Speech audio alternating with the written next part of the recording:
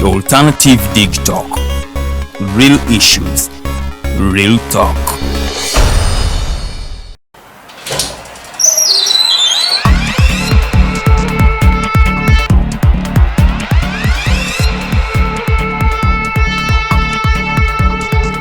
You have got to get up pretty early to go do something.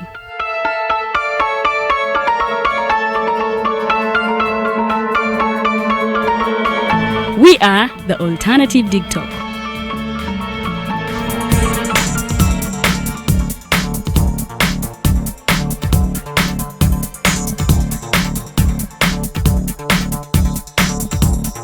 With our mobile studios, we are redefining TV presentation just as technology is setting the pace. We are blending our approach with fresh, perspectively designed breakfast show, The Mighty Drive, informative and entertainment show, exclusive and live interviews. We President Museveni wadde juzi namulaba apima akawunga kilo 2 tasobola kalya nini bwaba alya kilo 5 oyanema okuliisa eggwanga ne bwe limundekera.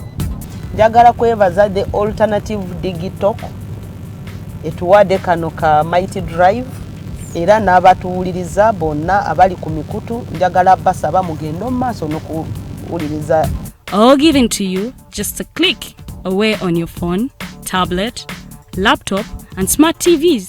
As we are streaming live on our social media platforms, on the road and on the go. We are the Alternative Dig Talk.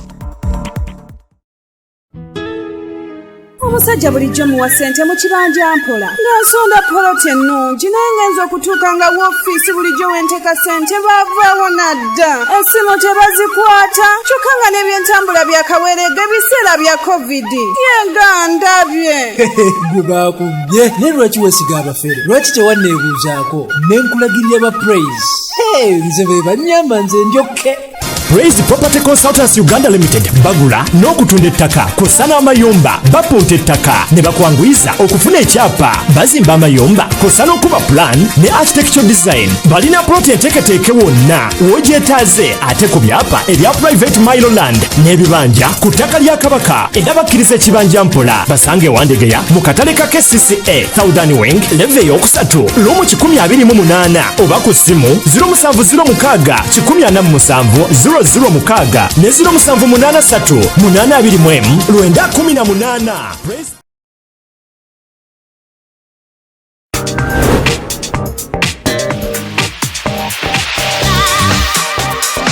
Hello beautiful people, you're welcome to the Snap Talk with your girl Teddy Tenjo every Saturday right from 6 to 7. It is your responsibility omwana wo kubeera mu nyumba nga teyasuze bweru mbo bamubanja rent. Koyo kulaba abalenzi abasajja abakunga butuufu tebabuulirirwa nga babulamu. Towerabira nti tuli wano ku the Alternative Dig Talk mukwano gwange gwali topic kiji wandiyagadde twogereko. Is it about family? You can take your time, look for a job, stabilize, men will come, men will always be there, you will get the men. Bonna goyagala musajja yenna goyagala ojja mufuna. Embaga ketuuke bino bitu byasenga na ojja bafuna. Naye ng'oli asitudde tuyakedde ku macabaga nti nsitudde tu naye nga mubutuufu agambye nti gy'akyali muto. Is it outside family? Is it society? Oh, could it be relationships? Just be commenting a topic yona gyandiyagadde twogereko tujjako tujogera kwano ku the Alternative Dig Talk ku share enganzi the Snap Talk.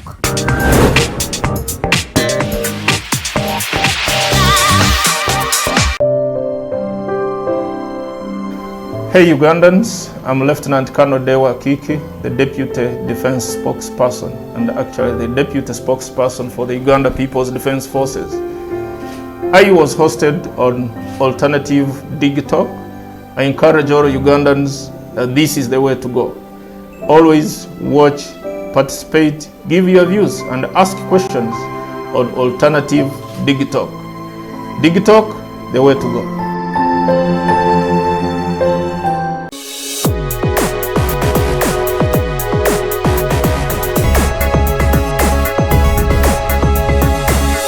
The Alternative Dig Talk. Real issues, real talk.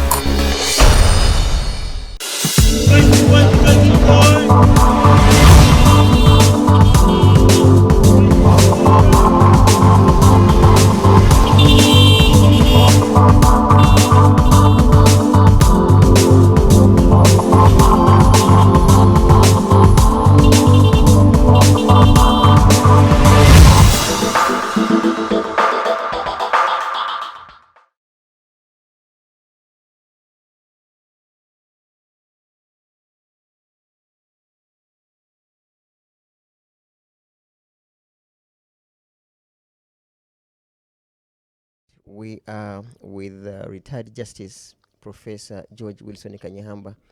It's a cold and definitely rainy day, but nonetheless, we pledge to always reach to you no matter the environment, no matter the situation.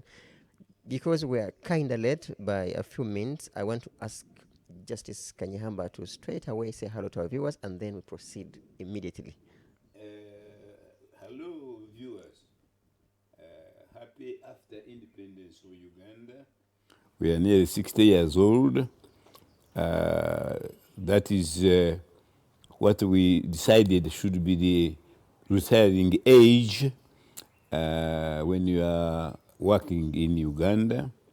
I was responsible for moving that movement, rather that age limit about working, that when a man, a woman is 60 years old, they should retire and mind the affairs of the home.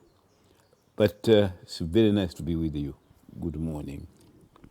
As brief case, like people say, Justice Kanyeihamba, let's go straight about the independence, because I am sure as the day follows night that you were there. How old were you? How was the situation like at that time? When independence came, for us, sadly, my three other friends have since died. Jonathan Katera, Gafabusa, and Joseph Mlenga were young students in the United Kingdom studying for law. When independence came in 1962, I happened at the time to be the chairman of the East African Students Association who were studying in that country, and I hosted the Lord Admiral of the British Fleet as guest of honor on our independence on that day, and I also hosted the same when Kenya became independent, more or less the same year, 1962, and the reason was that he loved East Africa, and he had been designated by the Queen to preside over that function. So I remember that very vividly, that I was a student when independence came to Uganda. There are so many other people, perhaps at your age at the time, that could have participated into, not the fight, because Uganda didn't fight for independence. In any case, like any other countries like TZ, with Majimaji Rebellion and the Mau Mau, did you participate in one or the other? Is there any specific contribution from you as an individual? Not at this time. I was young, was a schoolboy when we were being governed, and I got a scholarship from my local government, Kigezi local government, to study law in the UK instead of Dar es Salaam. Remember, that is when Dar es Salaam had started. But the people of Kigezi said, no, we want our boy to go and study the law at the source. So they sent me to London, and that's where I matriculated. I did my A-levels in the United Kingdom before I did the law. So I was young. I didn't participate in the activities of independence or elections in 1962, not even in the elections of the previous year, 1961, when Benich Wanuka became the first leader of government on self-governing. So, but I was a supporter, like President M7's of the UPC party then, Socialist Radical Party, and M7, who is about my age. In one of his publications, he said he doesn't know when he was born. For me, I do. Thanks you know to, when you were born, not I when was, born. I was when I was born. Okay. Thanks to an Indian owner of a mine where my father was working. And when I was born, my father asked for permission to go and look after his wife and the young child. And he said, your wife delivered? And he said, yes, when? And the Indian said, in future, the dates when people are born will be very important for jobs and for recognition. So he wrote my date, the date I was born, on a spande. In Ruchiga Runyankole, a spande is the labor card on which you are identified. This is ID at work. So he wrote there, born. He said, what is your name? They hadn't given me a name by that time. He said, I'm told he was born in a forest.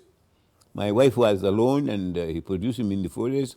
So they called me, he said, is he of the forest? So they called me Kanyeihamb. And he put on a card, 11th August, 1939. That's how I came to know my date of birth.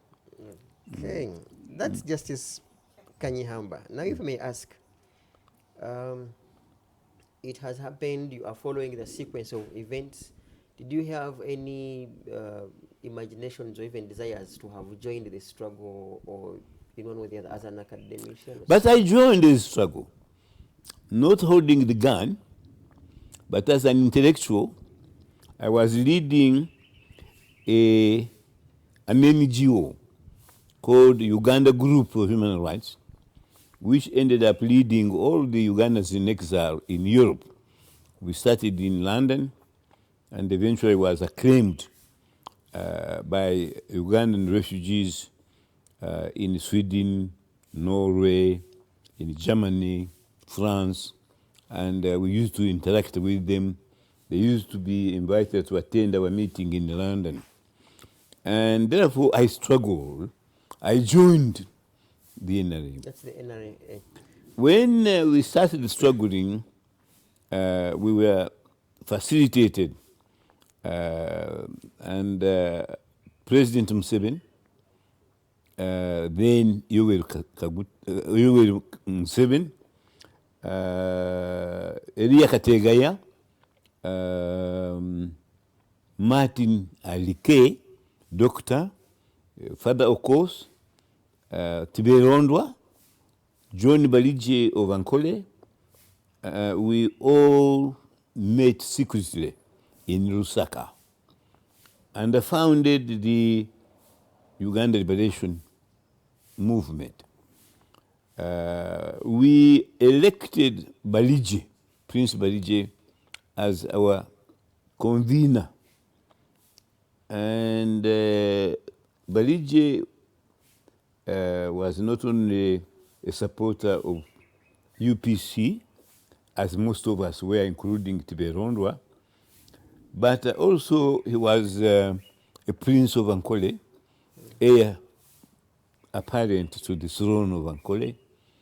And Tiberondwa was a fanatic anti-royalist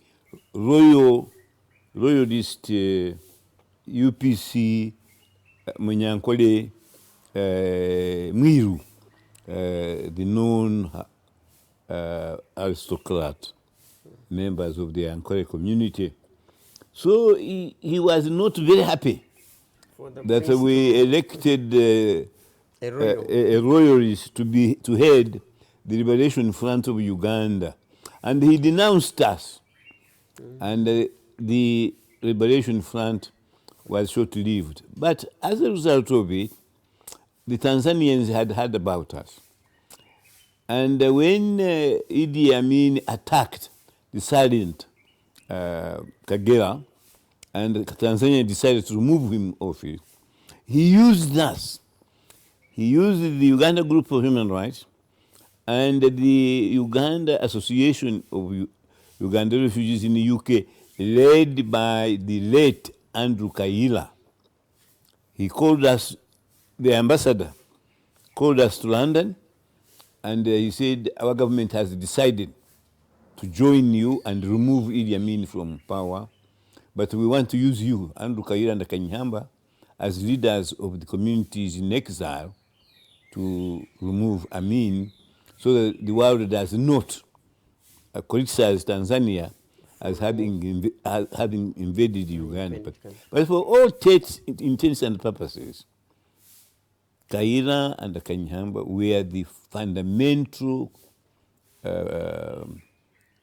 people who decided that we should have a unity meeting with the Tanzanian ambassador in London, having consulted Mwalimu Nyerere, and we met in Nairobi. It's a story that I tell in my book, The Blessings and the Joy of Who You Are. And Moshi came.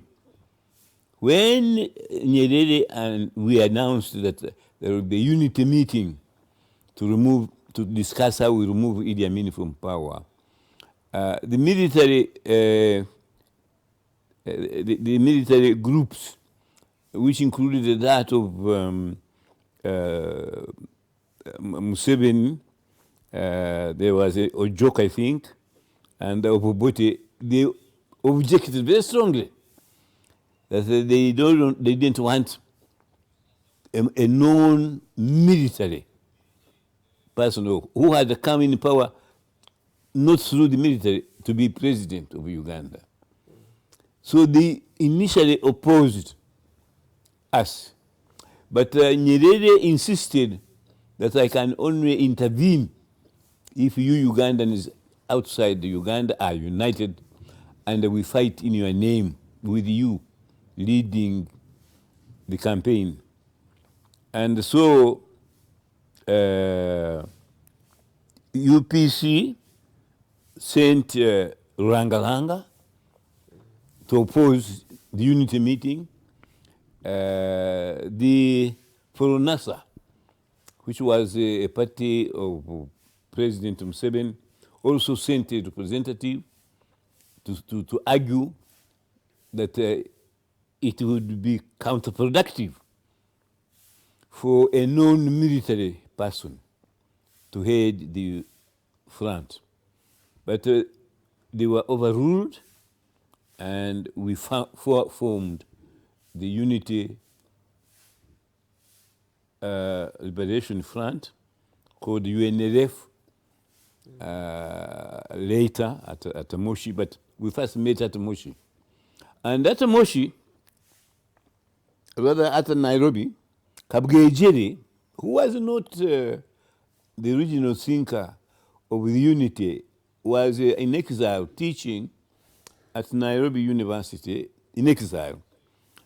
So when we met under Mr. Kayondo, who had an office in Nairobi, we got a message that the Kenya police were going to raid our meeting and arrest all of us because we were planning to overthrow a friendly government of Uganda.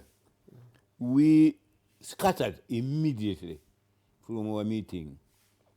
But we contacted each other within less than an hour to say we shall reconvene, all of us. There were the Kairas, there were so many Ugandan representatives from Scandinavia, from everywhere.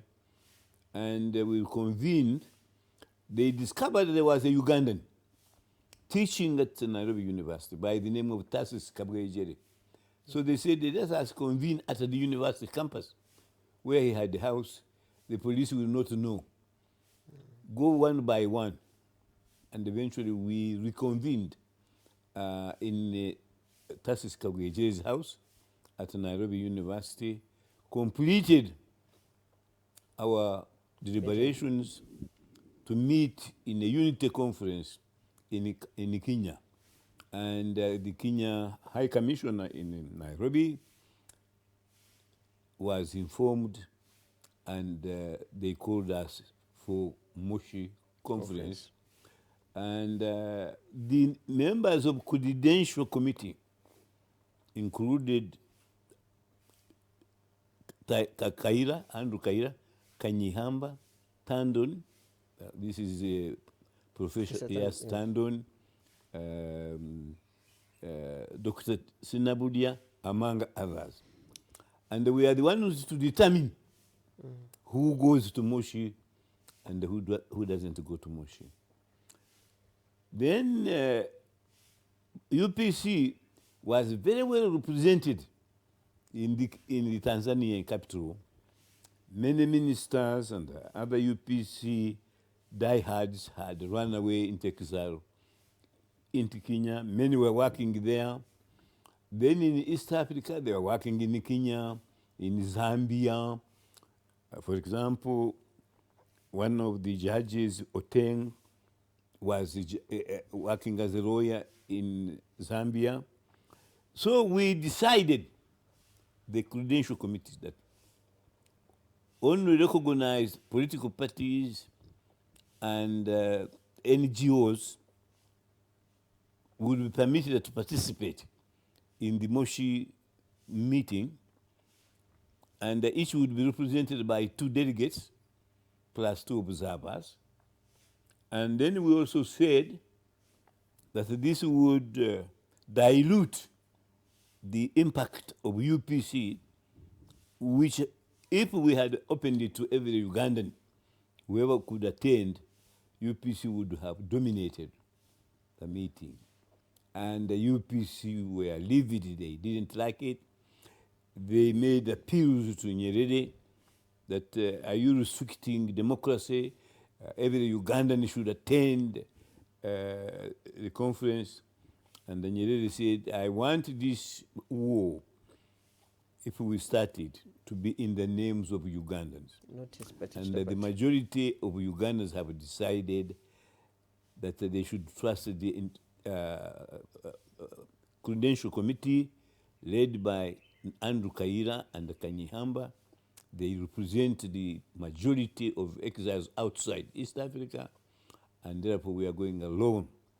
And they hinted at us that if we start a war against Idi Amin, there were a number of significant countries in Europe, including USA, who are going to give us military assistance. All these are secrets I am bringing out, which many people didn't know. So consequently, Tanzania accepted the principle of Moshi and of Unity Conference. President Museveni were not happy, but because of Tanzanian participation, they reluctantly agreed to be members. Once Fornosa agreed to be a member of Unity, they became very cooperative in subsequent meeting. But the UPC remained adamant. So they decided to frustrate the efforts of the Unity Conference, and they decided to bring points of order here and there, and to divert the discussions at Moshi. At that time, by politeness, we had, by consensus, agreed that Tasis Kabgejire should be the chairman of the Unity Conference at Moshi. That was agreed in Nairobi. So he started the proceedings in Moshi as chairman, but he was outfoxed by the UPC delegates, who included Ruliza, people like Oteng, people like Olaro Tunu, people like the late Omale, Otiti. He was, we couldn't progress for the first half hour. They would raise points of order, procedural matters, and then Professor Mugumayo, Dr. Tando and Kanyeihamb, we whispered to each other and they went in the corridor. We said, Kabgejire must go. He's not getting us anywhere in this Unity Conference. So we came back.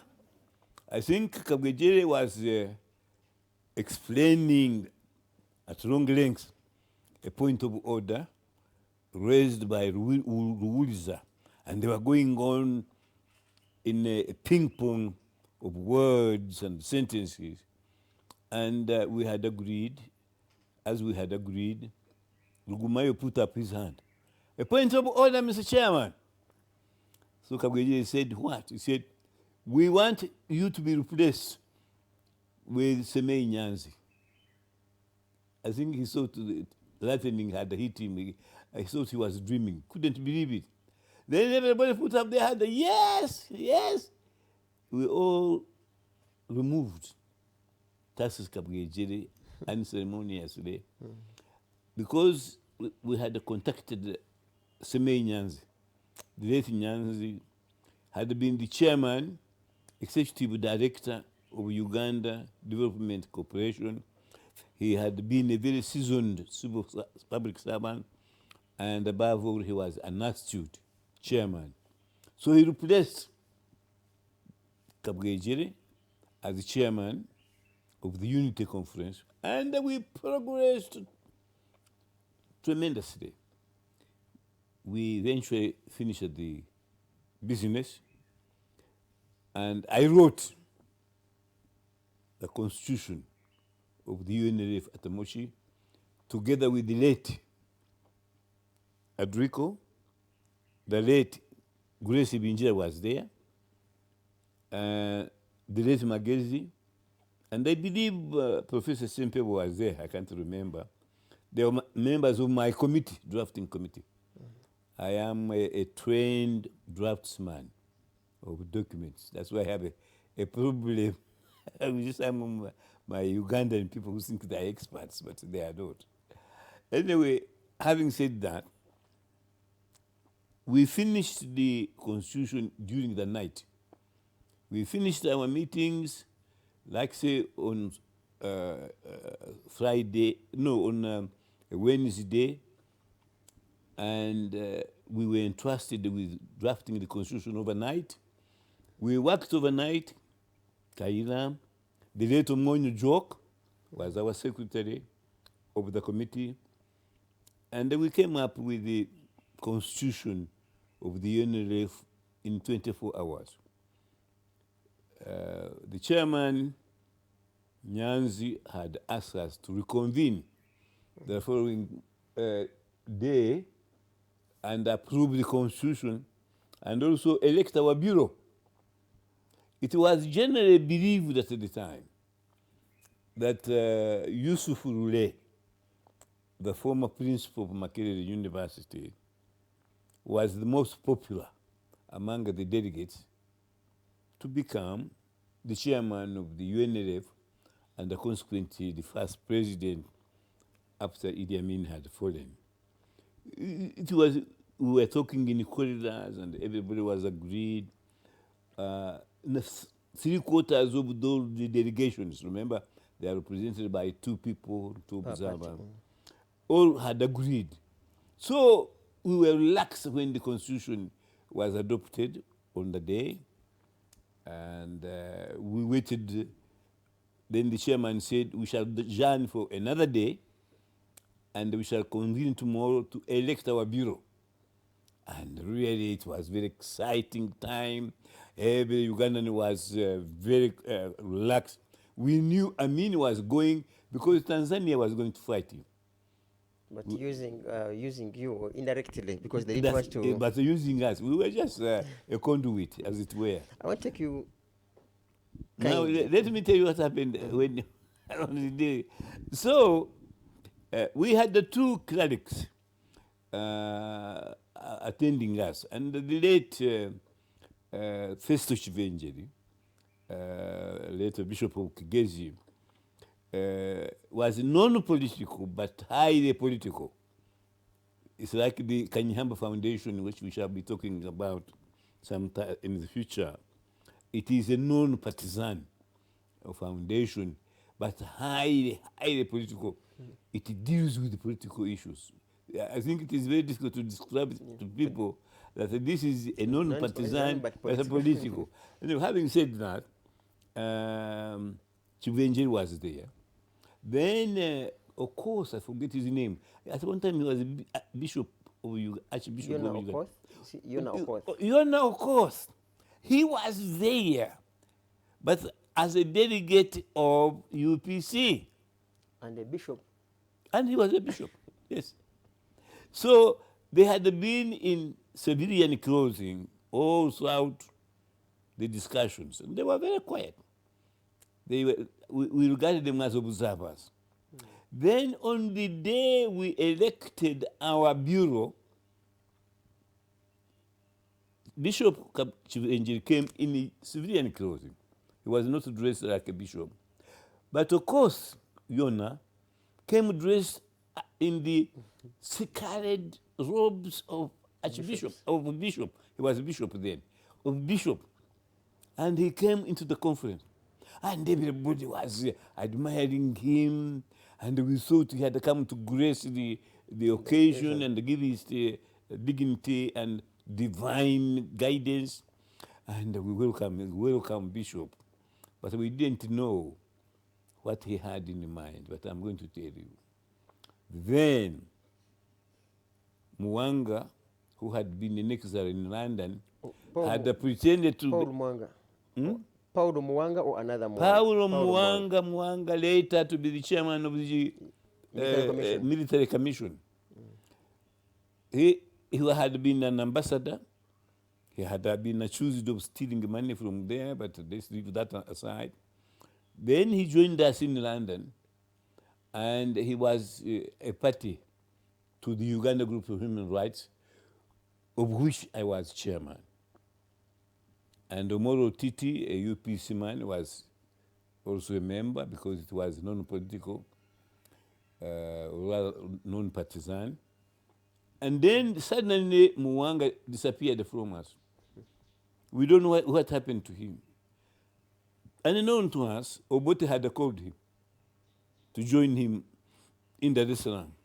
So when the Mweshi took place, lo and behold, we found that Mwanga was one of the two delegates chosen by UPC to represent UPC at Moshi. And then on that day, this story is told in my book, The Blessings and the Joy of Who You Are. I talk about Moshi there, and they give more details. So I will not give them here.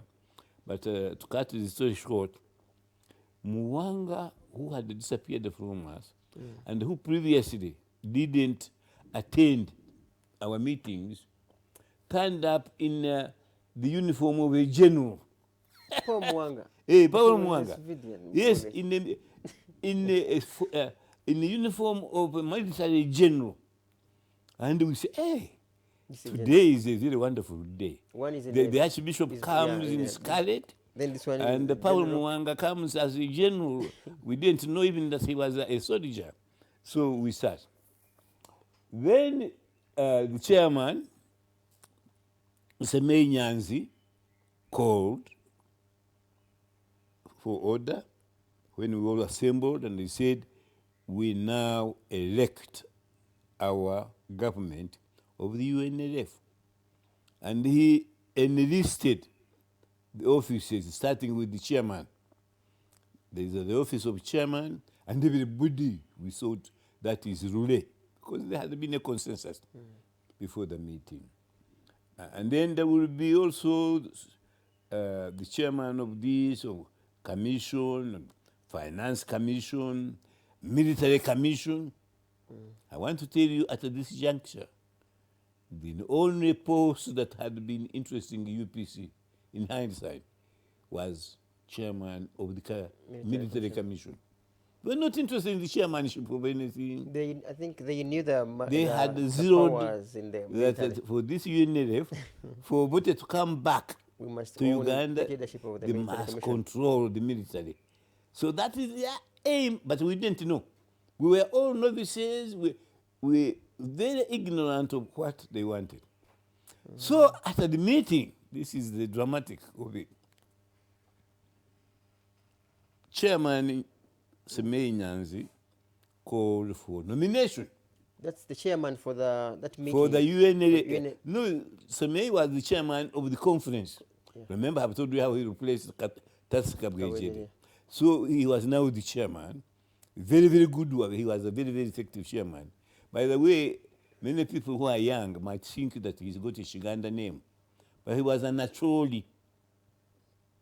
Semei Nyanzi was an Acholi from Acholi, and he was, his name, he had acquired his name, I think, in the early days because many people called themselves Christians. I don't know whether Nyanzi had been a catechist in their area.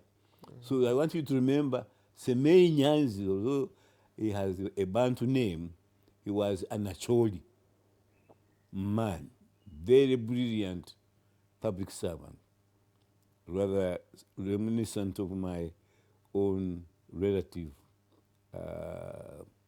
John Bikangaga, who is in a different category. Now, so he called for nominations. And who shot up within a second?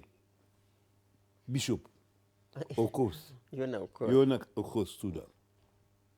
And how he started was very interesting. He said, I want to nominate the most distinguished citizen of Uganda in this room, one who has struggled and worked for us for a long, long time, a man of courage and integrity, a man who will steer whatever the foundation we have found, it was then UNLF, who will steer the UNLF to fruition and defeat Idi Amin.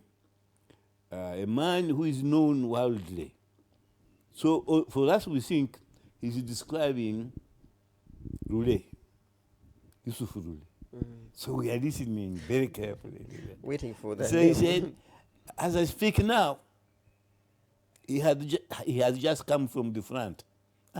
We started being, what is he talking about? Because Rule had not been on the front. We had just come. He had just come from London. And Muwanga had the attire for the general. So he said, I nominate none other than Paul Muwanga. Oh my God! I think half of we were all shocked. Everybody went in because nobody thought of Muwanga. As the leader later on, even a member with the bureau of the UNLF. And I remember the late Sam Sabagreka, who was one of my delegates. There were two of us, and the observers were Omoro, Otiti, and Paul Wangola, who later on became one of the Gang of Four.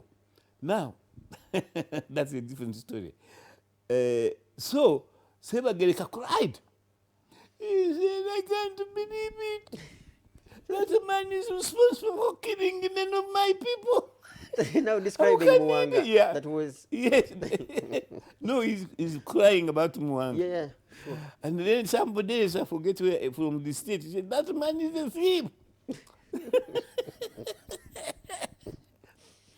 Then I was sitting next to Andrew Kaira because we always sat on the front, as I will tell you later, together. We were always consulting one another. And then I told Andrew, I said, please, quickly, nominate Rudy also. So Andrew stood up and said, I want to nominate a second candidate. To head the military commission? Who? These nominations aimed at a person who is chairman of the UNLF, who will be the president later. Okay. But I tell you that UPC was not interested in that because they knew they would lose.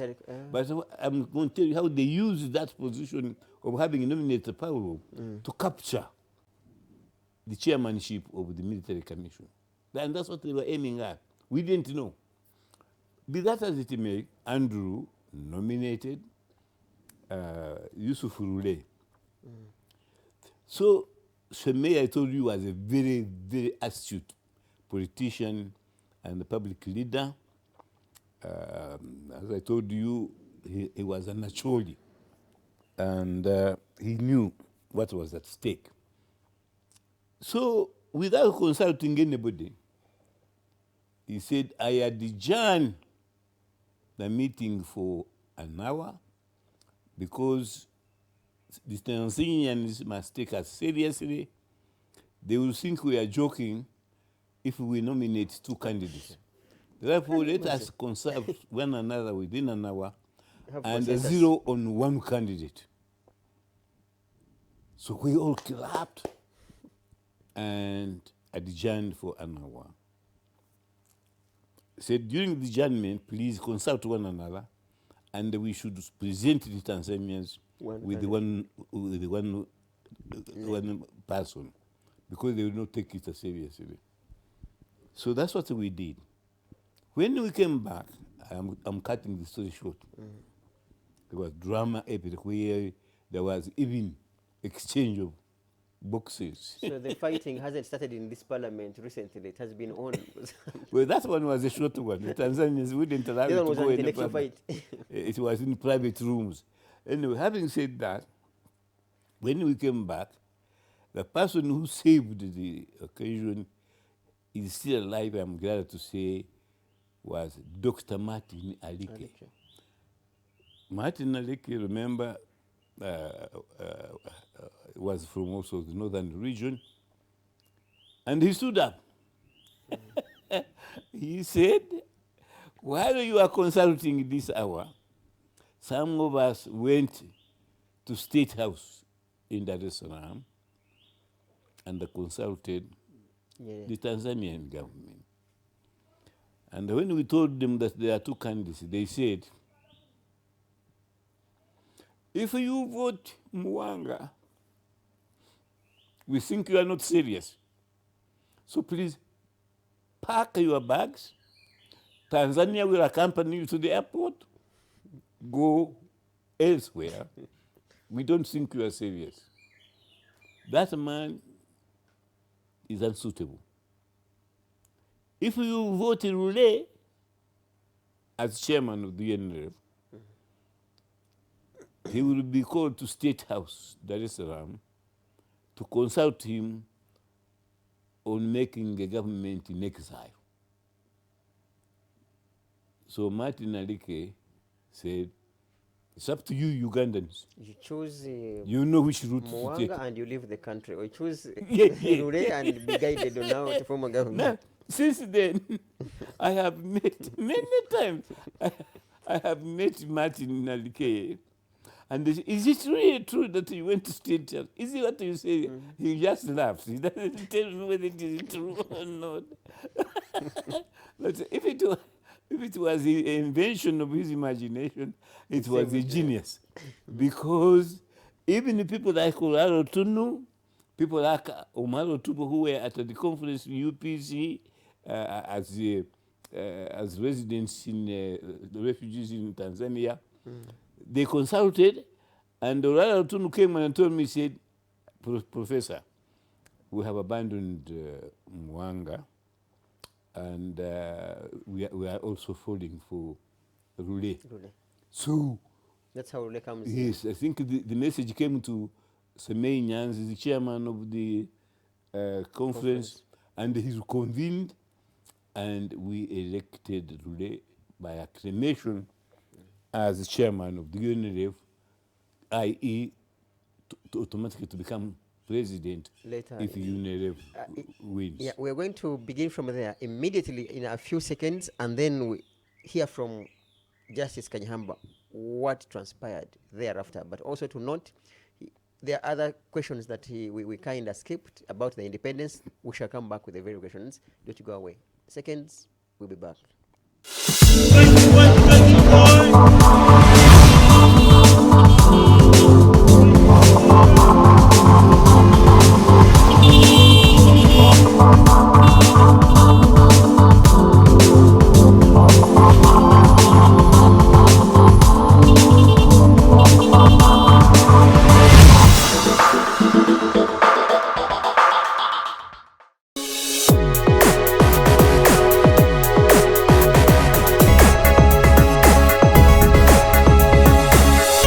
Alternative Dig Talk.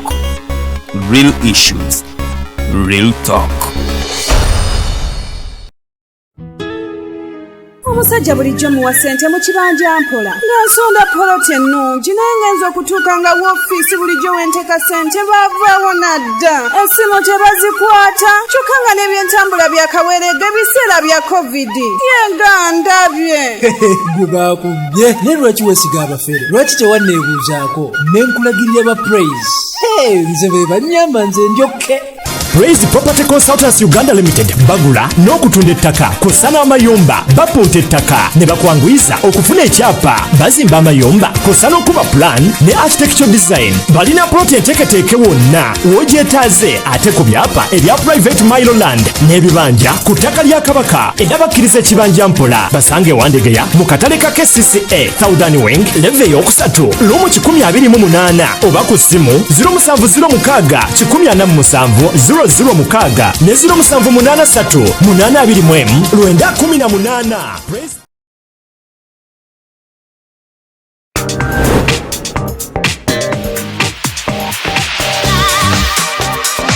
Hello beautiful people, you're welcome to the Snap Talk with your girl Teddy Tenjo. Every Saturday right from 6 to 7 it is your responsibility omwana wo kubeera mu nyumba nga teyasuze bweru mbo bamubanja rent. Koyo kulaba abalenzi abasajja abakunga butuufu tebabuulirirwa nga babulamu. Towerabira nti tuli wano ku the alternative dig talk mukwano gwange gwali topic kiji wandiyagadde twogereko. Is it about family? You can take your time, look for a job, stabilize, men will come, men will always be there, you will get the men. Bonna goyagala musajja yenna goyagala ojja mufuna. Embaga ketuuke bino bitu byasenga na ojja bafuna. Naye ng'oli asitudde tuyakedde ku makya baga nti nsitudde tu naye nga mubutuufu agambye nti gy'akyali muto. Is it outside family? Is it society? Oh, could it be relationships? Just be commenting a topic yona gyandiyagadde twogereko tujja kwa tujogera kwano ku the alternative dig talk ku share enganzi the Snap Talk.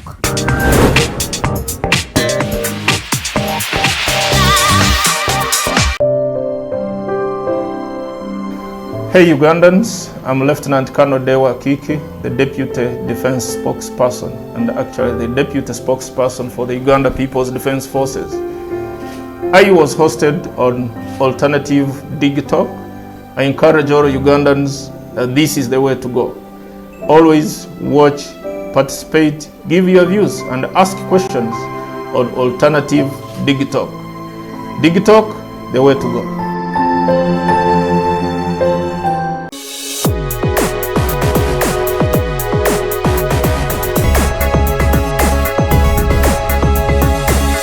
The Alternative Dig Talk. Real issues, real talk.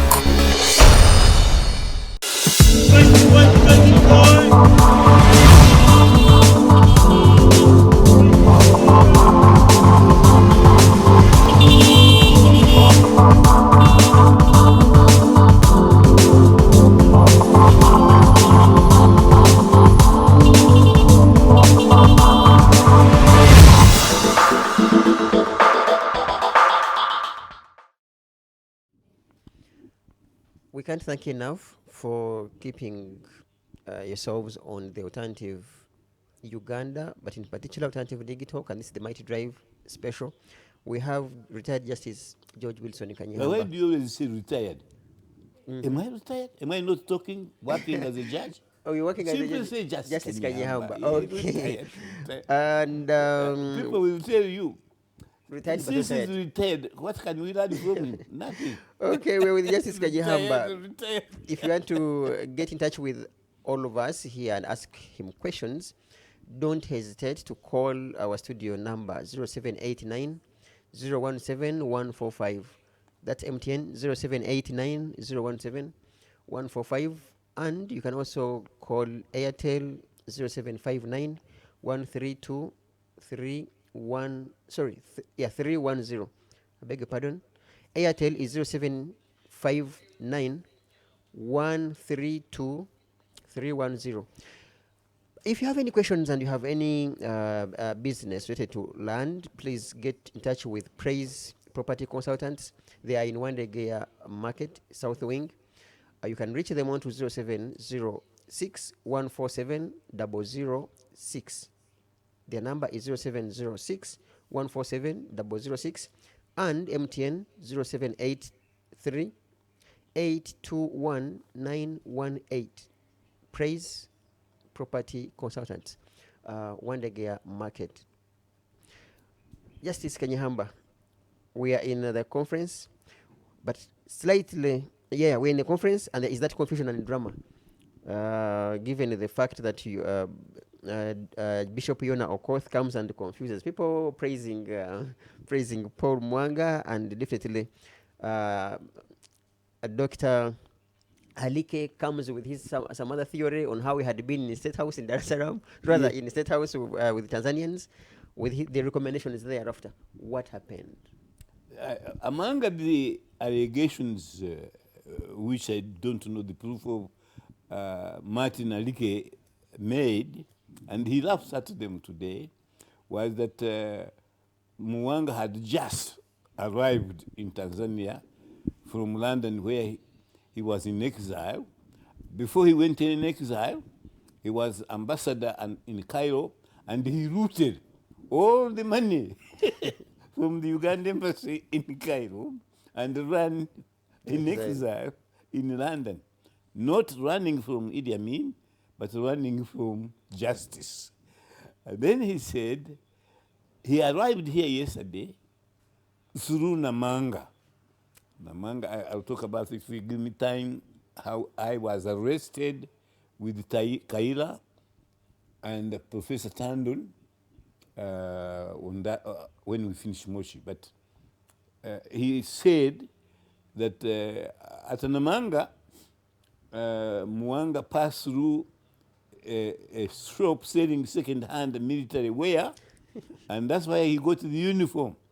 And he said, if you look at that uniform he's wearing, it is directly from the second-hand shop at Namanga, and he has not even had the opportunity to watch it.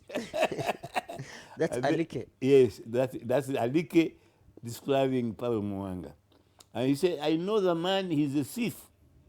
How can UNLF, which will be the government of Uganda after we defeat Idi Amin, be led by a thief, a liar, and a man pretending to be a general?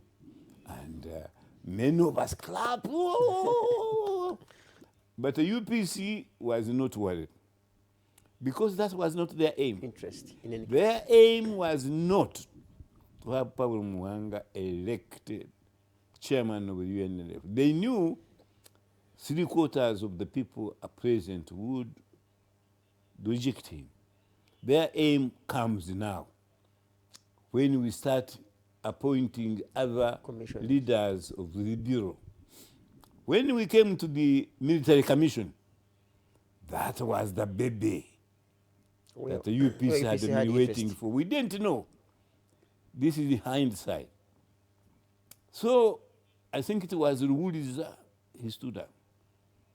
He said, Mr. Chairman, he's addressing Semei Nyanzi, we have conceded the chairmanship of the UNLF in a spirit of reconciliation and brotherhood. By the way, there was no woman delegate at I wanted to ask whether there were any female.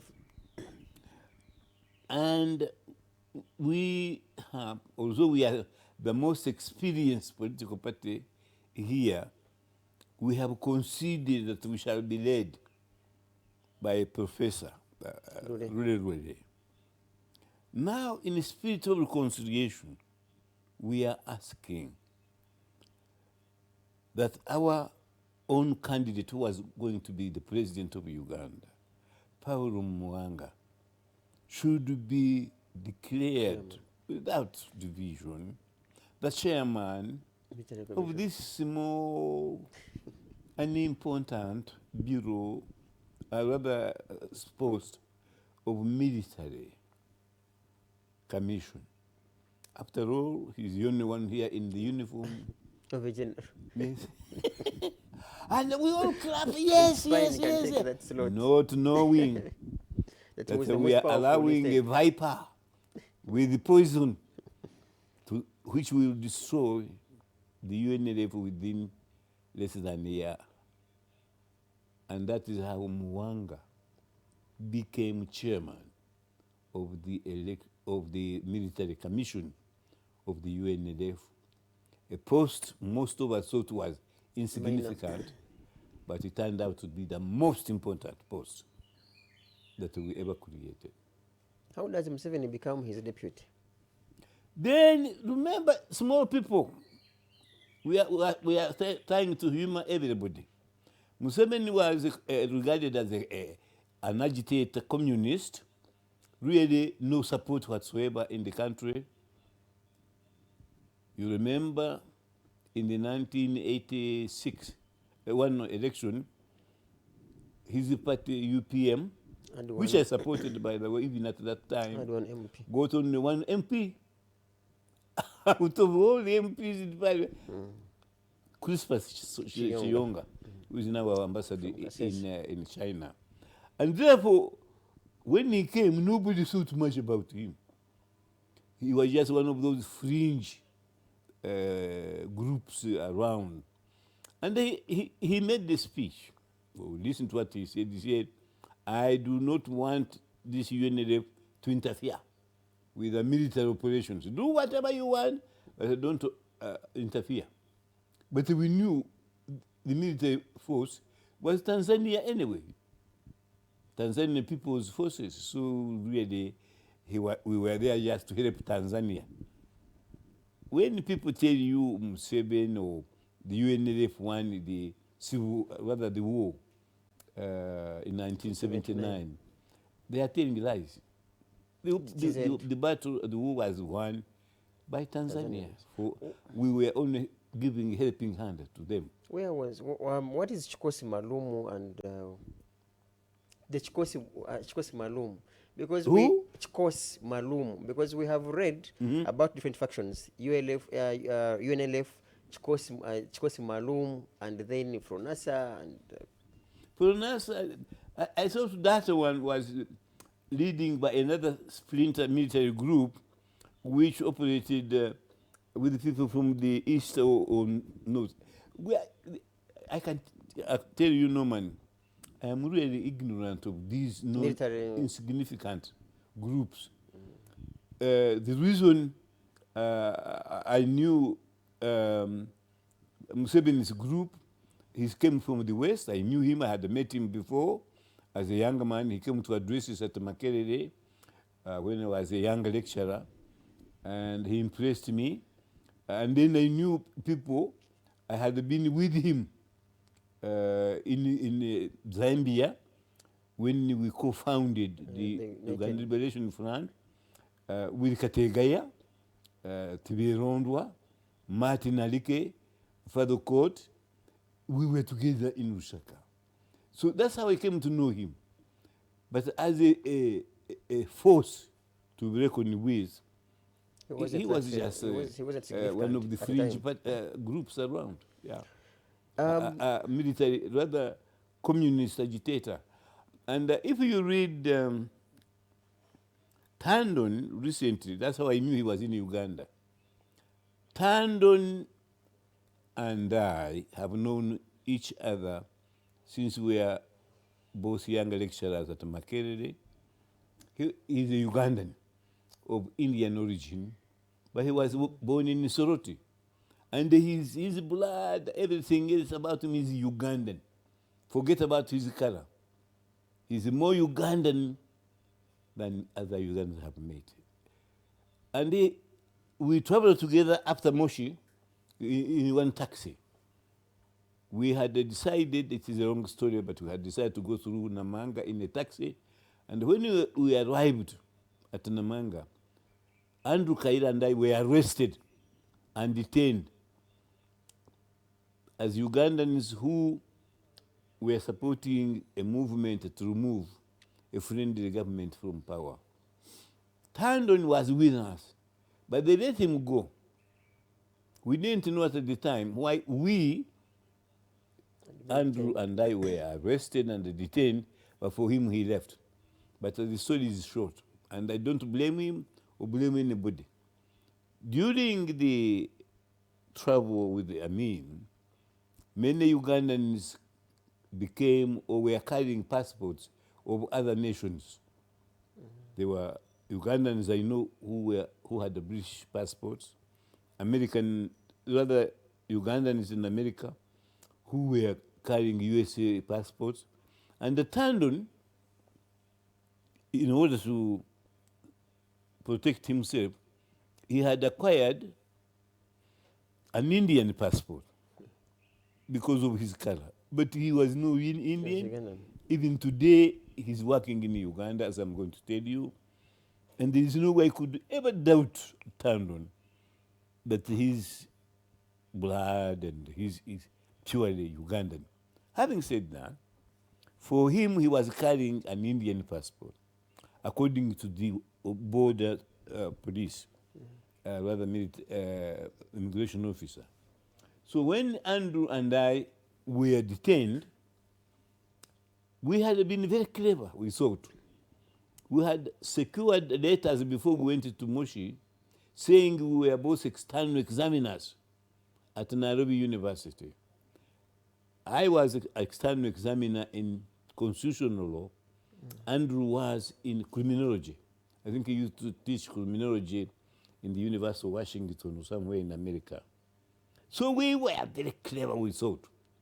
So when the Tanzania ambassador recruited us in London, we acquired those letters from the University of Nairobi, inviting us vaguely that we are external examiners without putting there a date that we are required in Nairobi to examine. So we were armed with those letters all the time. So when we left Moshi after the conference, and we boarded a taxi with Professor Tandon, Yash Tandon, we were happy that nobody would challenge us. When we got to Namanga, the Manga poster said, "We believe you were attending Moshi, planning to overthrow Idi Amin. You are here, you are arrested. The instructions from the government is that we hand you over to the authorities of Uganda who know what to do with you. So we are holding you here pending your transportation to face your music before Idi Amin." So Andrew and I knew the game is up. We had been finished, but we both said, "No, what is Moshi? Is that the town?" He said, "For us, we have translated, rather we have transferred from Dar es Salaam directly.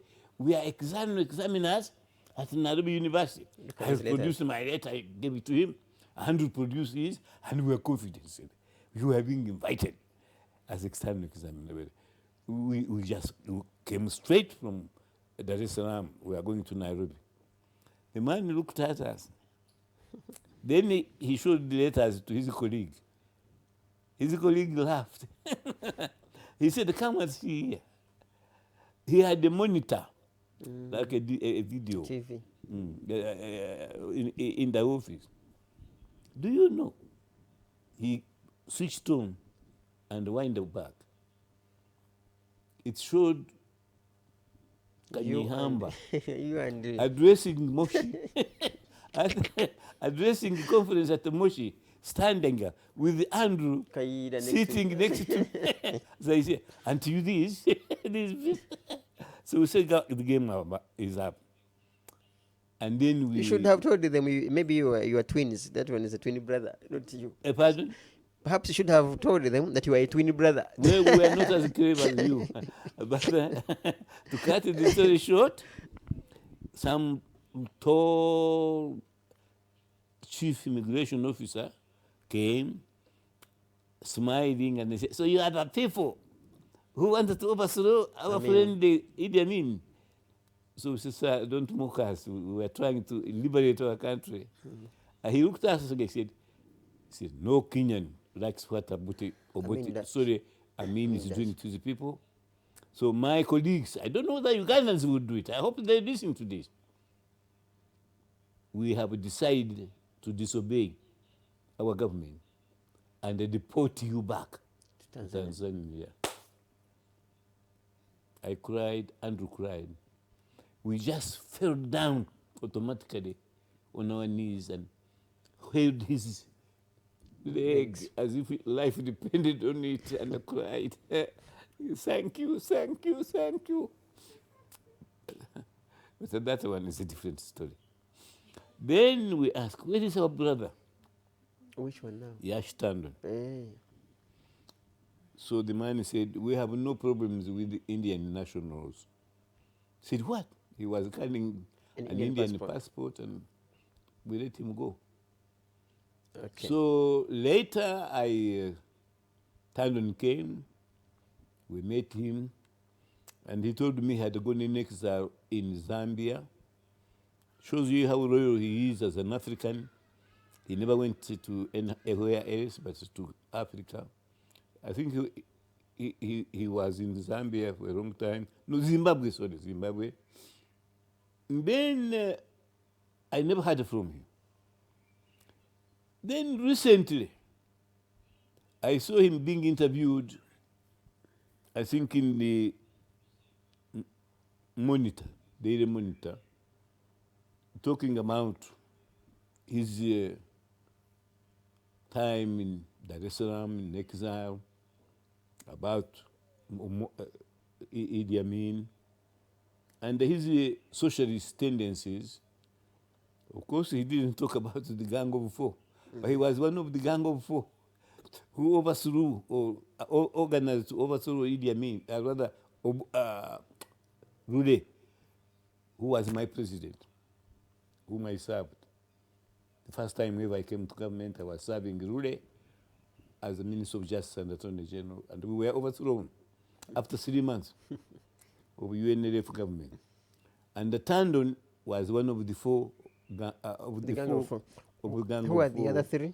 The other three were Rugumayo, Professor Rugumayo, Professor Edward Rugumayo. The other one was Paul Wangola. The third was Dan Nabudere, and Tandon was the fourth. The Gang of Four, they are the ones who planned the overthrow with the collaboration of Tanzania, of the government. Museveni was with us. He was a supporter of Ruri. But when he had the chance to become higher, he abandoned him and worked with the Gang of Four. And again, it is in my book.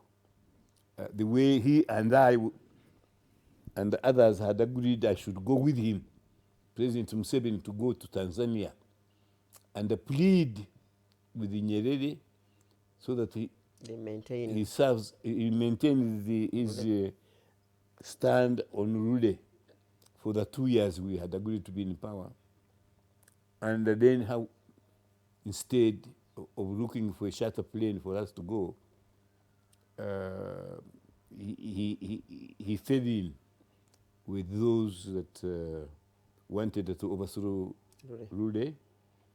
And then his view, which I don't agree with, is that he tried to tell Rude to be more democratic, and Rude refused.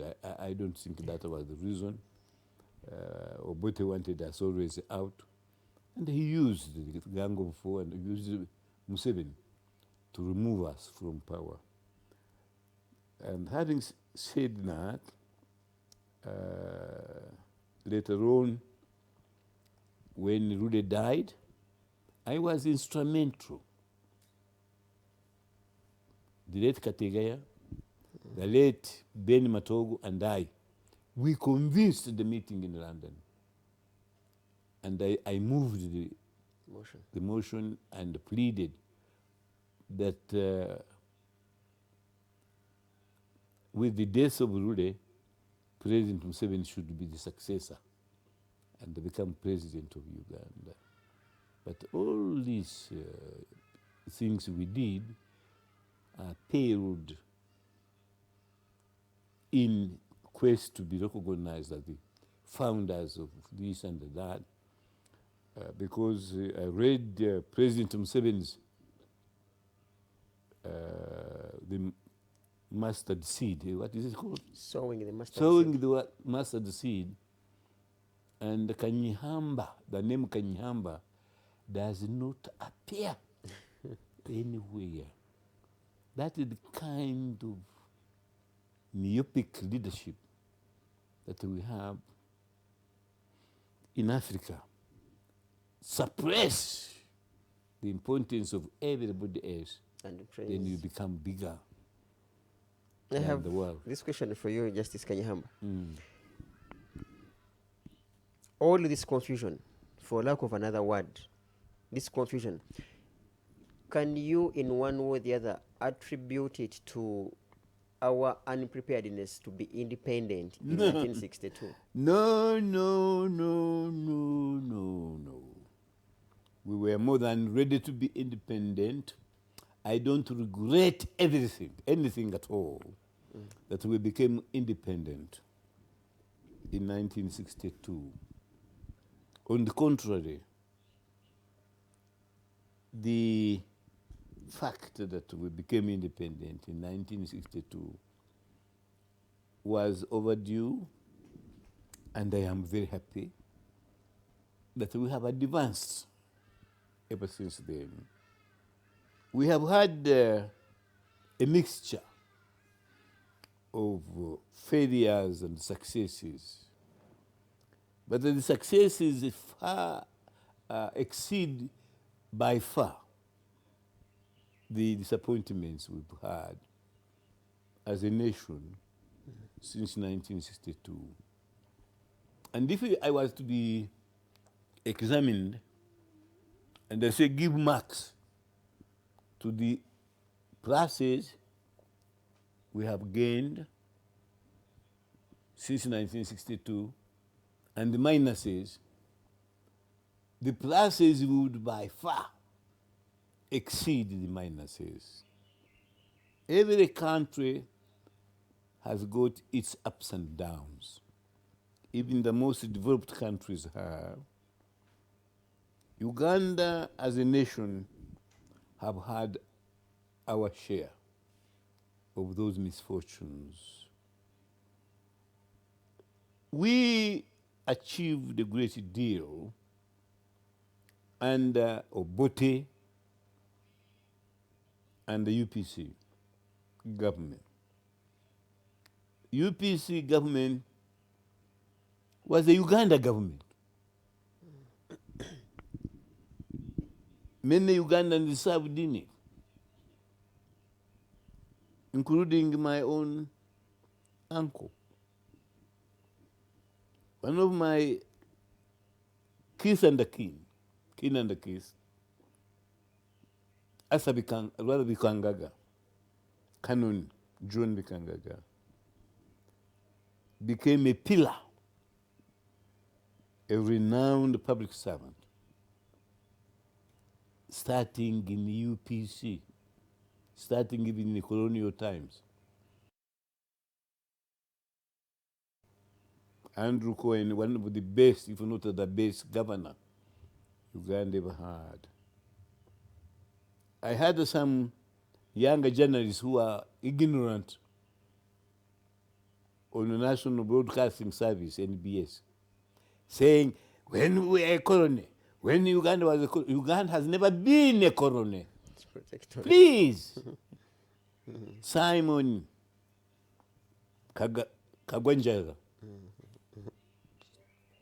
apologize to this country by saying during the colonial times. Yes, there were colonial times. But Uganda wasn't one. But Uganda was not one of them. It may have, by some governors, been treated as a colony, just as Amin and Museveni have treated it as a despotism, but Uganda has never been a colony.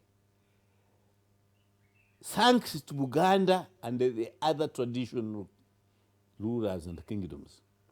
When the British came to Uganda, they discovered that Buganda and the other 4 traditional kingdoms of Ankole, Bunyoro, Toro, and Busoga, the Shabazinga, were very well ordered, well developed states in themselves. And the Queen and the people of England decided that this will not be a colony. Uganda will be a protectorate.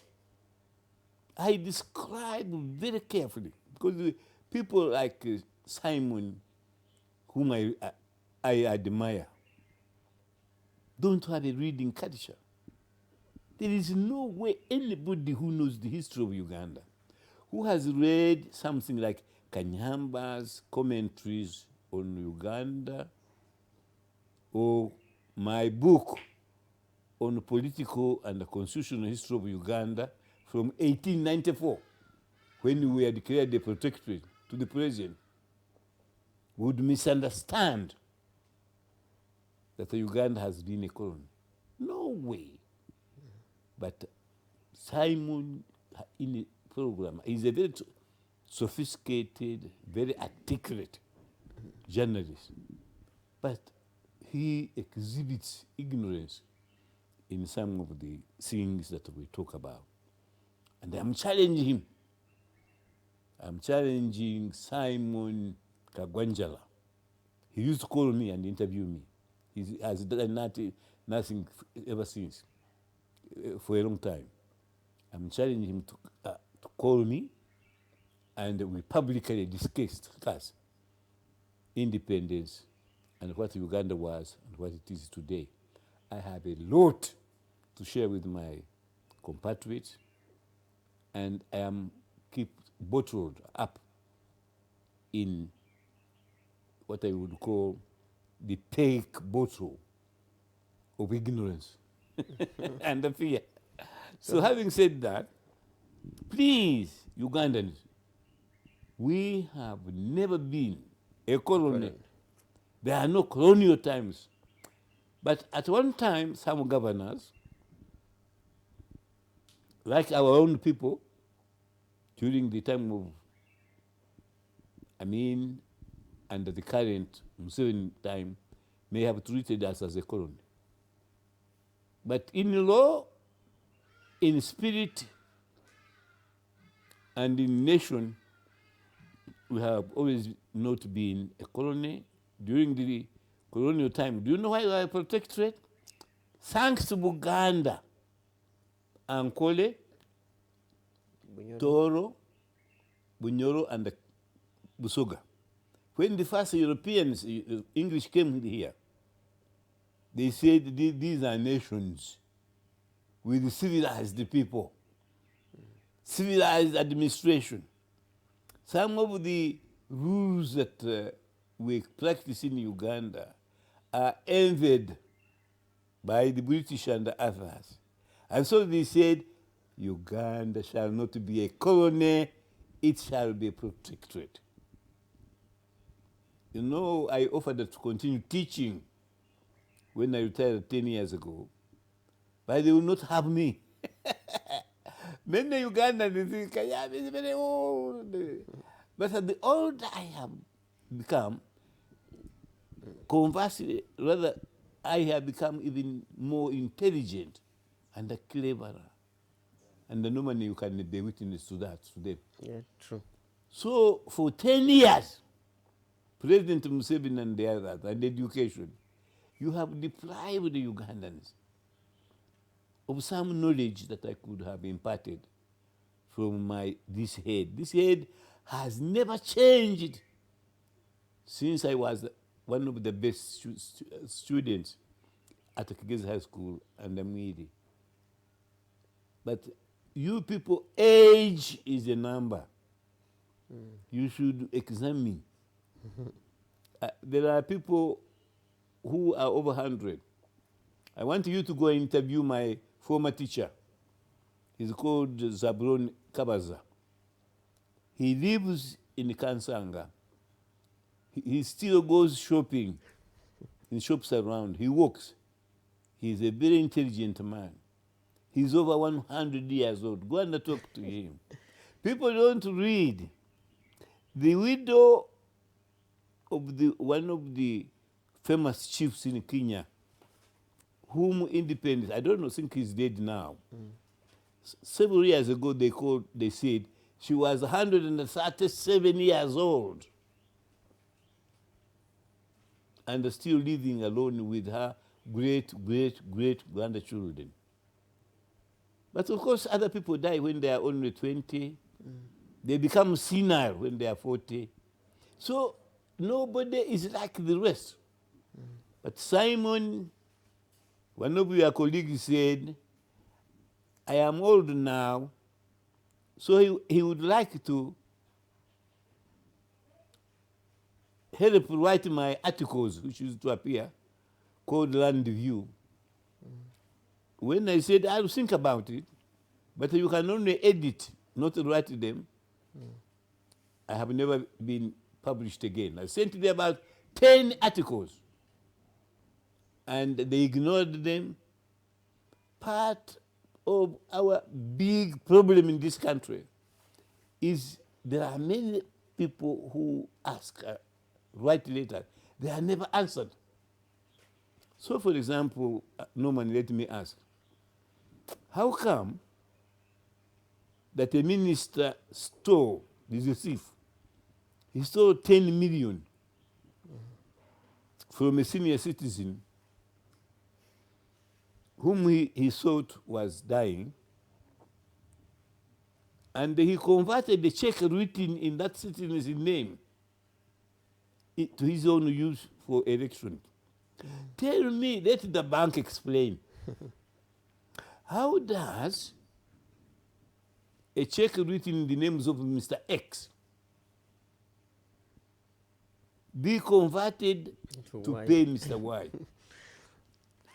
This is not to be answered by the minister concerned, but let the bank spokesperson tell us how come the name of Mr. X disappears from a bank and you pay cash to Mr. Y who is stolen that check. On this point, yesterday it was reported that one of the former ministers from Ndorwa, from Luchiga in Kabale, was convicted of corruption for giving, asking for 5 million. 5 million. But the court fined him 10 million and said if he doesn't pay, 3 years in jail. He will go to jail for 3 years. How come that the minister currently serving in President M7's stole 10 million?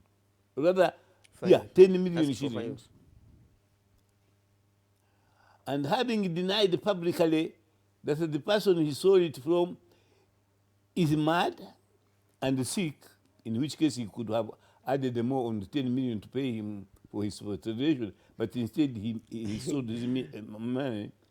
And the media heard him say, this old man is dying.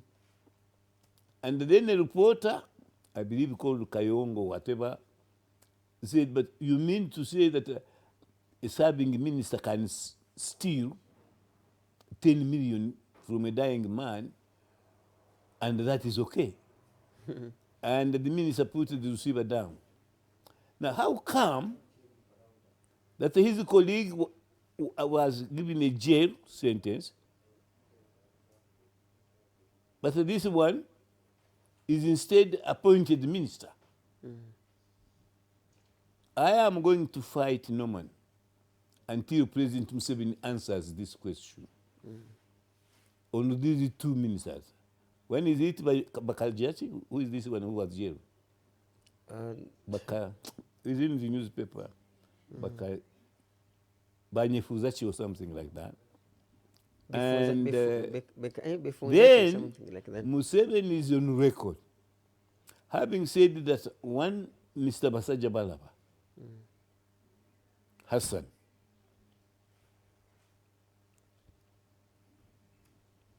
took money to the tune of about 42 billion.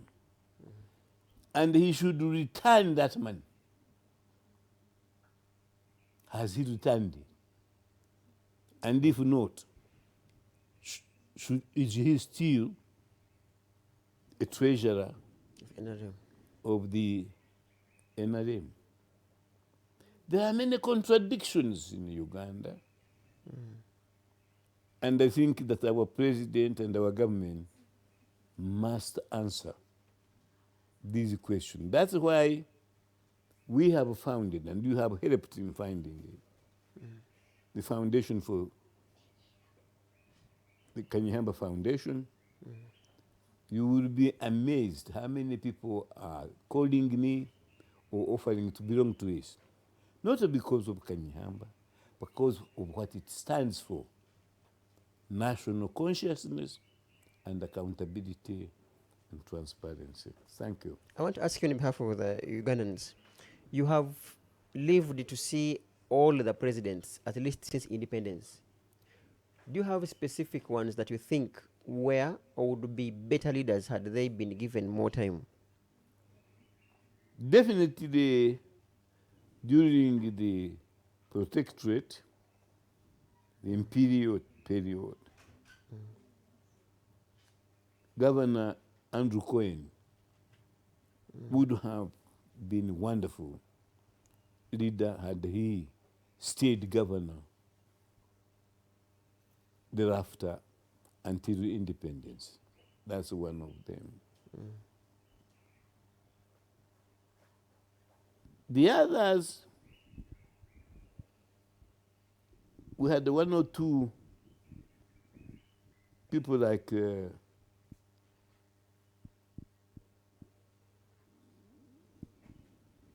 Rule,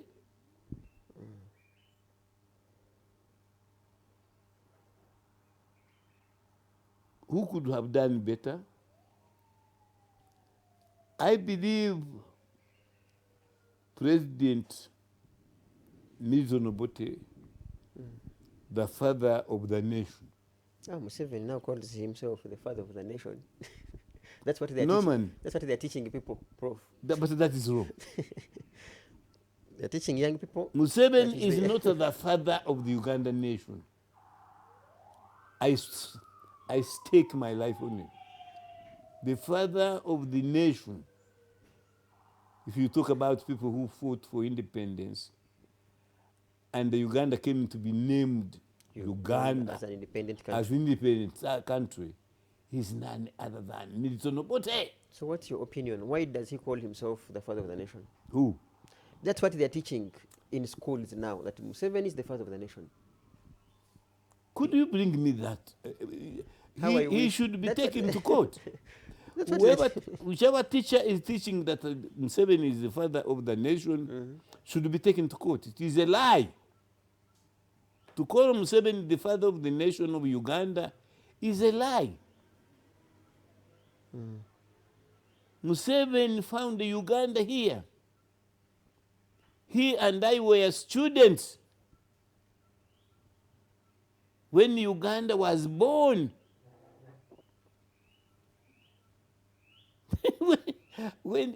Excuse me, what kind of teacher? That's what he does. That's what would you teach that Museveni is the father of the nation? Ridiculous. You Ugandans, God forgive us. What's going on? How can anybody say President Museveni is the father is the father of Uganda? On what basis? I have a letter here, and I have mentioned it many times, but you have never challenged me to say, show me that letter. From Janet Museveni, whom I call Honorable,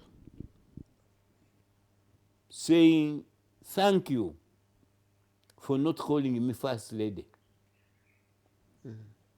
He said that, or she said that, when I addressed a graduation ceremony crowd, congregation, at Kampala International University. And she wrote me a note Thank you, Prof, for recognizing me for what I am. Janet Museveni, an independent thinker, a political achiever in her own right. Not because she makes a bed for her husband, not because she sleeps with Museveni to be called First Lady, but as Honorable Janet Museveni, the MP for her constituency in Ankole, former Minister of Karamoja, now Minister of Education, the founder of the orphans group, UNICEF. not because she's the wife of the president, but because she's a thinker. So she thanked me. Now, I will always call her Honorable Janet Museveni. Not First. Unless she puts me in, she writes in writing, and they says, Professor Kanyeihamb, I was wrong. Now call me First. That you should be thanked for calling me Honorable and not First Lady. Now I want you to call me First Lady. I asked a journalist, he's called John Kakande or something like that. Why do you call the Minister of Education First Lady? Has she achieved everything as a minister because she's the wife of the president, or because she's a minister in her own right? He told me, and he can confirm, that I agree with you. But we were directed from State House that from now on we call her First Lady. He didn't tell me who directed them. Find out. Thank you. Okay, people, we with Justice Kanyeihamb. So I want to emphasize again, let the whole world hear me. In Uganda, the history of Uganda, as we have written it, as we understand it, President Museveni is not the father of Uganda. It is, if you put it in that context, Milton Obote. Okay, we have 10 minutes to close. I want your remarks in regards to President Museveni's bitter ideas against bail, that people are granted bail and after murdering, okay, capital offenders, in his view, they don't qualify to be granted bail. Museveni was a freedom fighter. First of all, my answer, quick one, is he's very wrong. The word wrong is spelled W-R-O-N-G. And I don't agree with him. All the members, alive and dead, who were members of the Constituent Assembly, unanimously debated, having debated the provisions now in our 1995 Constitution, agreed that those provisions were the perfect law of Uganda and they should not be visited. We did that after receiving the report of the Commission led by the former Chief Justice,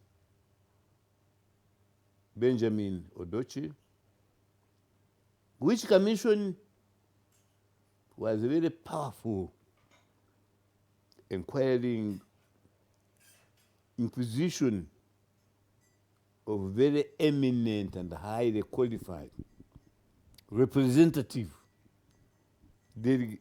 members selected especially by cabinet, approved by President Museveni, who traveled the lengths and the breadth of the whole of Uganda, went to South Africa, went to Ghana, USA and the UK and India took 4 years gathering our opinions, visited each county, holding barazas, and then their view was, we don't want parliament or the president to make our constitution. We want to send our own delegates whom we elect democratically. And we want all shades of opinion to be represented in that constituent assembly, including traditional rulers, conservative parties, women, the youth, military army men, the disabled. All of them must have representatives in the Constituent Assembly, and that is what happened. We also want some of the intellectuals, the likes of era-Ruhanga, Dan Nabudere, Sipisiyoza Kazibwe, and the military men. Serwanga, David Tinyefuza, Mausefusa, the late Mayombo, Noble Mayombo, to be there also. And we all assembled. And they said, we want you to make the constitution in 6 months by using our views, which Justice Odochi gathered from us and from other countries. But it took us 2 years. We were a big constituent assembly. One time I was criticized as chairman of the Legal and Drafting Committee of the Constituent Assembly because they said, why are you delaying? I said, we have to teach everybody what a law means and what every term means in order for them to enact a constitution properly. So we had to do that. Ben Odochi had done that. Every meeting he had, Baraza, he would explain what governance is about. Human rights. What is the liberty of the individual? So all those were panel beaten. And what did we do?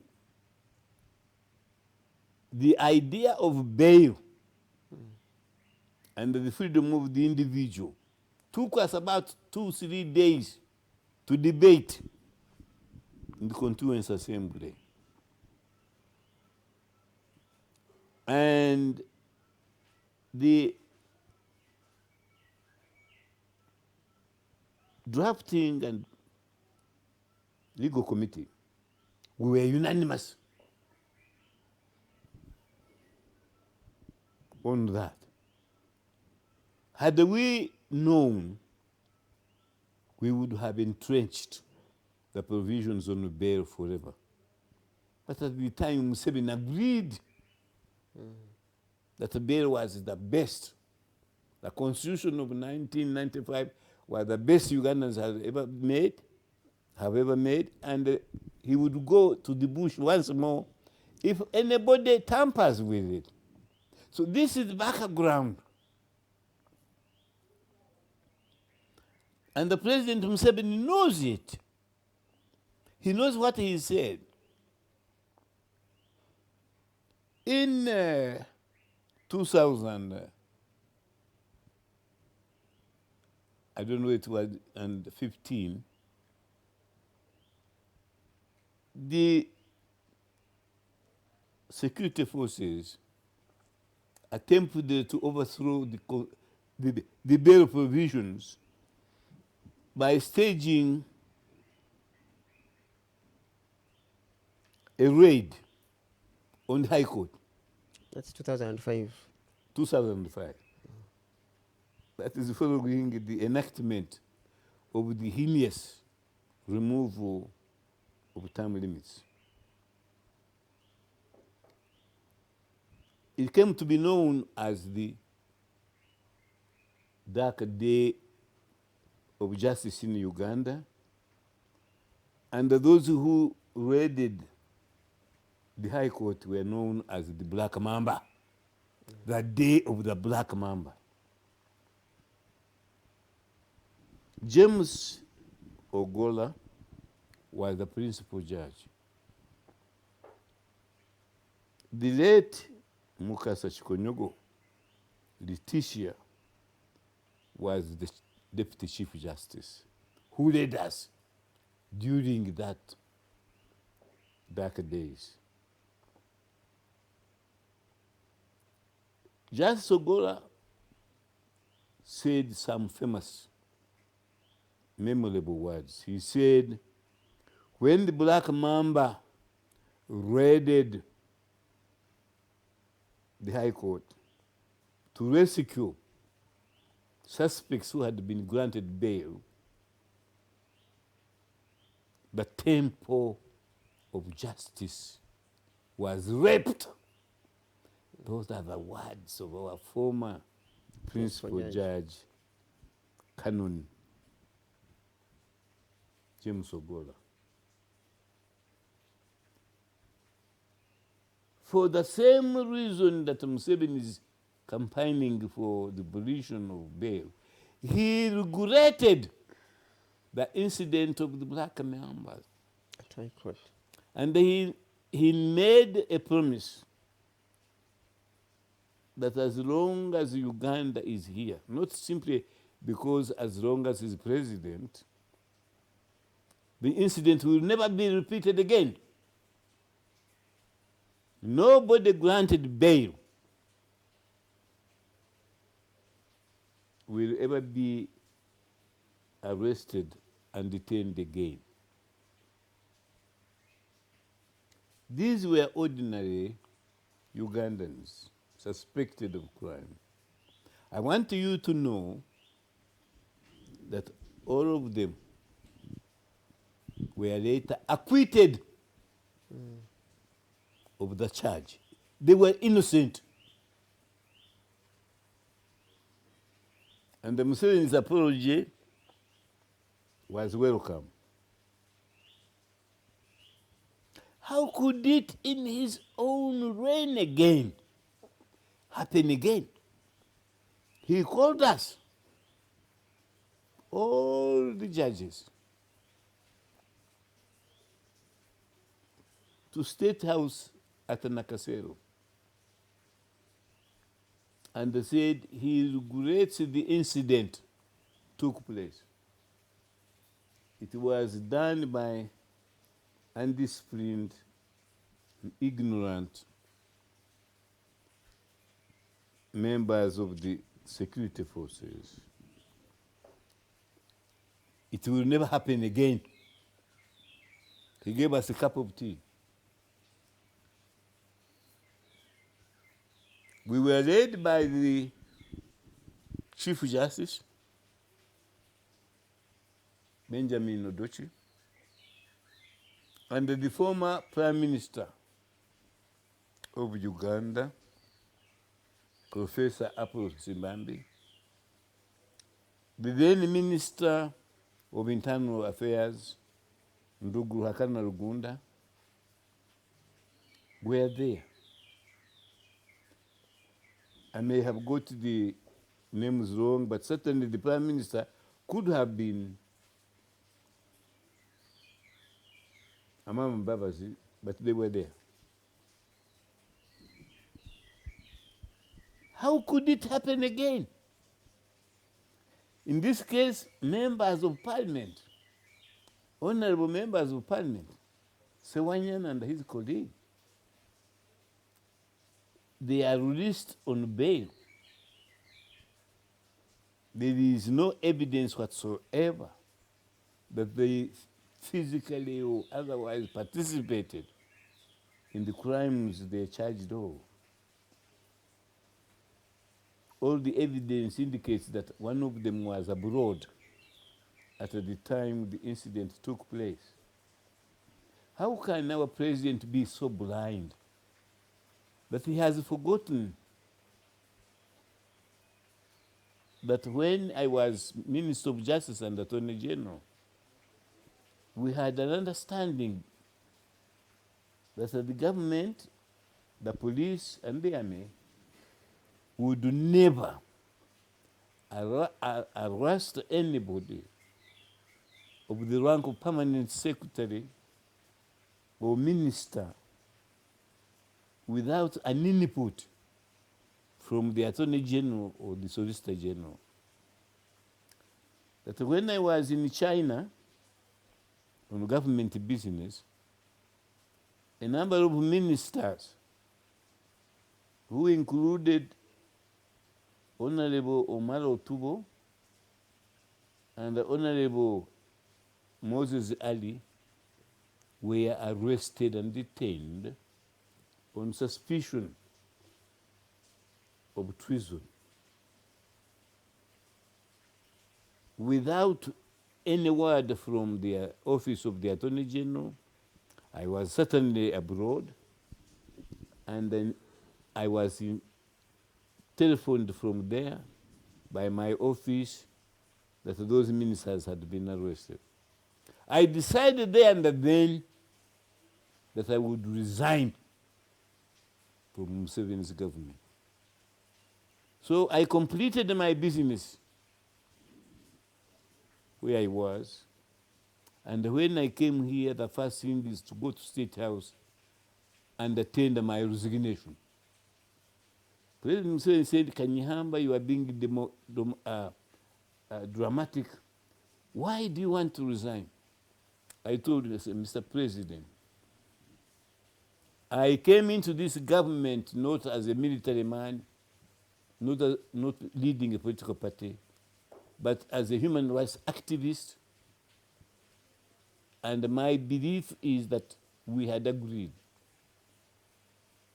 on how to deal with ministers suspected of committing an offense. You have breached our agreement, and therefore there is no way I can serve you anymore as a minister when the principle on which we agreed to work together was abused. You have ignored it. To cut the story short, eventually, the ministers were released later. They were even both rewarded by being reappointed ministers. And Moses Ali,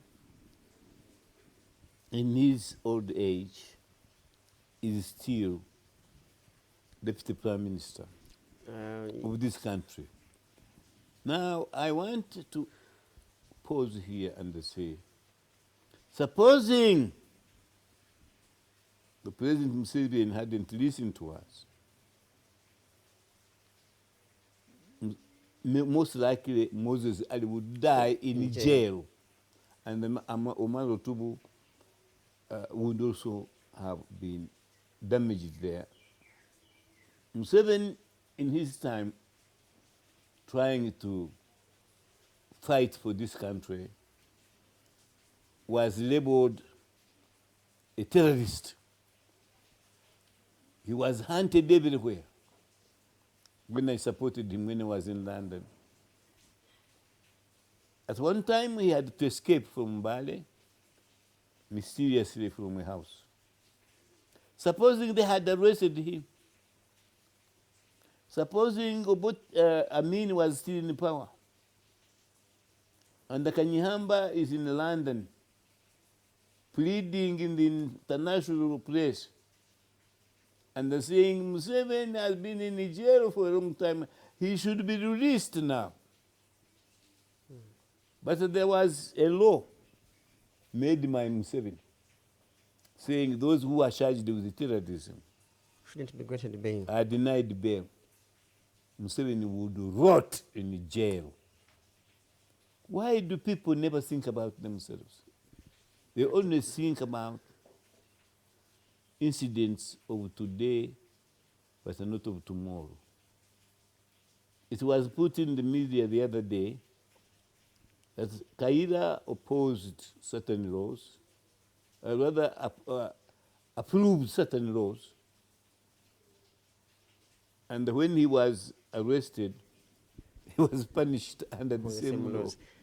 Incredible. Okay, those are words of Justice Kanyeihamba. We should say that time has never been our best ally, and for that case, allow me go back to our studio. Yes. And our page, social media page. We are on the Alternative Uganda and also YouTube, the Alternative Uganda. Don't forget to reach Praise Property Consultants on 0706 147 006. May God bless all of us for God and my country. Norman Tumuhimbise.